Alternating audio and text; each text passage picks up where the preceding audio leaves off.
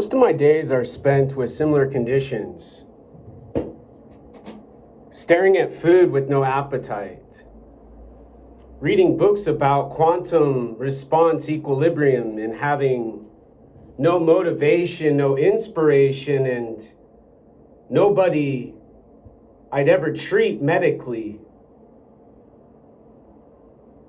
I sit and I wait for all the voices and the whispers of mystery to suddenly go silent and quiet, similar to a submarine underwater. Inevitably, hunting what my social worker, counselor, manager of the building I live in now was looking for all along. Buying groceries at the food store where the clerk comments on their style and prestige and choices with the drugs they have to smoke. Listen and hear.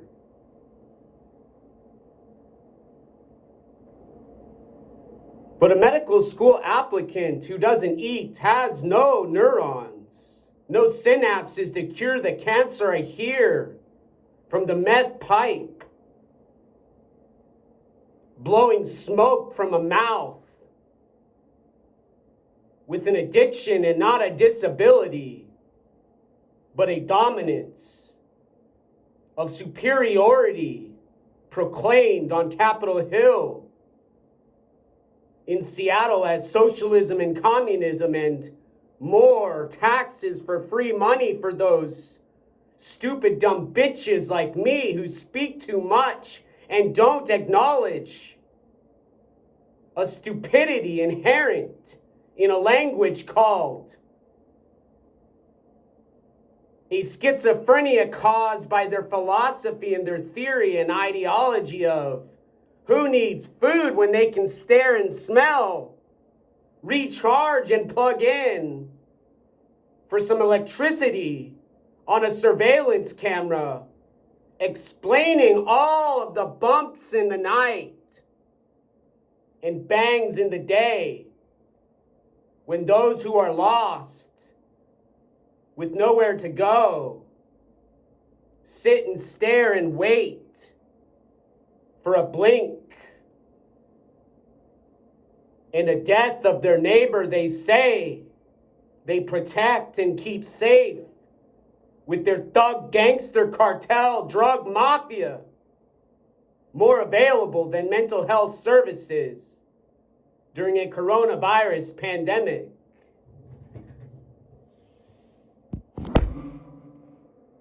And no,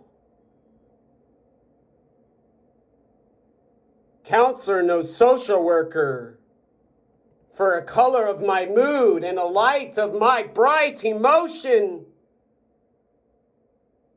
too extreme for all of those University of Washington professors, librarians,